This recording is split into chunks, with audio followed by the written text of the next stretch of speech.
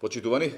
прорускиот бизнис партнер на Заев, Миодраг Давидовиќ Дака, е човек со контроверзно минато и е човек кој е на црната листа на САД поради сомнежи за корупција и злоупотреба на влијание на Балканот, вклучително и Македонија.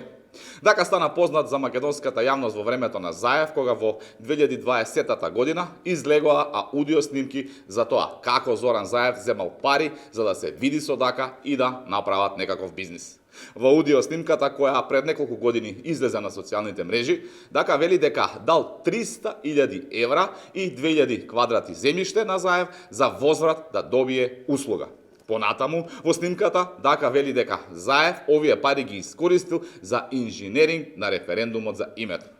Освен Заев, во аудио снимката на која разговараа Дака и Зоки Милевски Кичеец, кој инаку е главен посредник на Заев во случајот, се споменува и името на Драги Рашковски, поранешен генерален секретар на владата на Заев, што значи дека тогашната власт на СДС и те како добро била поврзана со контроверзниот проруски бизнисмен Дака, па дури и го рекетирале за да можат да спроведат инженеринг на референдумот за името.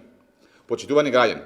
ја користиме оваа прилика да им се заблагодариме на СДС, кои многу добро ги знаат сите фирми на Дака, со кои нивниот шеф Заев веројатно има соработувано и заработувано, за укажувањето за фирмата Хронос Сум дека била во собственост на прорускиот бизнисмен Дака.